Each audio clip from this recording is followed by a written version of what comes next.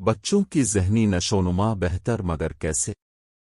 ایک امریکی تحقیق میں انکشاف کیا گیا ہے کہ بچوں کو روزانہ کتابوں سے کہانیاں سنائی جائیں۔ کہانیاں سنانے سے ان کی ذہنی نشوونما میں تیزی آ جاتی ہے۔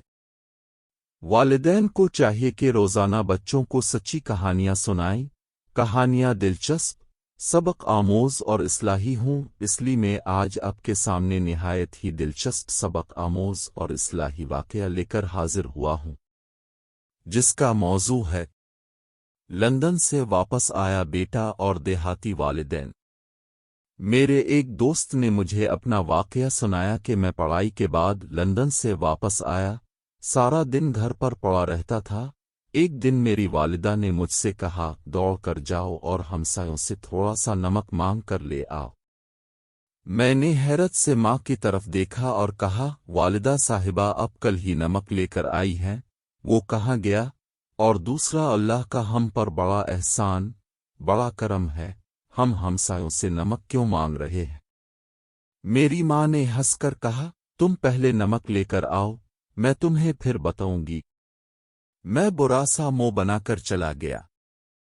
ہمارا ہمسایہ بہت غریب تھا، اس کا دروازہ تک ٹوٹا ہوا تھا۔ میں نے اس کی کنڈی بجائی، خاتون خانہ باہر آئی، میں نے اسے سلام کیا اور بتایا، میں آپ کے ہمسائے خواجہ صاحب کا بیٹا ہوں، لندن سے آیا ہوں، میری والدہ کو تھوڑا سا نمک چاہیے، اگر ہو سکے تو اب دے دیجیے۔ خاتون کے چہرے پر مسکراہٹ آ گئی، وہ اندر گئی، چھوٹی سی کٹوری میں تھوڑا سا نمک ڈال کر لے آئی اور مسکرا کر بولی، بیٹا والدہ کو میرا سلام کہنا اور پھر کہنا اگر مزید کسی چیز کی ضرورت ہو تو آپ منگوا لیجئے گا، میرے پاس آج فریش بھنڈیاں بھی ہیں۔ میں نے اس کا شکریہ ادا کیا اور نمک لے کر آ گیا۔ میں والدہ سے بہت ناراض تھا، مجھے نمک مانگتے ہوئے بڑی شرم آئی تھی۔ میری والدہ نے مجھے دیکھ کر قہقہا لگایا اور میرے سر پر ہاتھ پھیر کر بولی، بیٹا یہ لوگ غریب ہیں، یہ روز مجھ سے کھانے کی کوئی نہ کوئی چیز مانگتے ہیں۔ ان کے بچے شروع میں جب ہماری بیل بجاتے تھے تو مجھے ان کی آنکھوں میں شرمندگی اور بے عزتی محسوس ہوتی تھی۔ میں نے انہیں شرمندگی سے نکالنے کے لیے طریقہ ایجاد کیا ہے، میں ہر دوسرے دن ان سے کوئی نہ کوئی چیز مانگتی رہتی ہوں، کبھی نمک مانگ لیتی ہوں، کبھی مرچ کے لیے کسی کو بھجوا دیتی ہوں اور کبھی دوپٹہ، چادر یا بالٹی مانگ لیتی ہوں۔ میرے مانگنے کی وجہ سے یہ کمفرٹیبل ہو جاتے ہیں اور ان کو جو بھی چیز چاہیے ہوتی ہے یہ ہم سے بے دھڑک لے لیتے ہیں۔ یہ سن کر میری آنکھوں میں آنسو آ گئے۔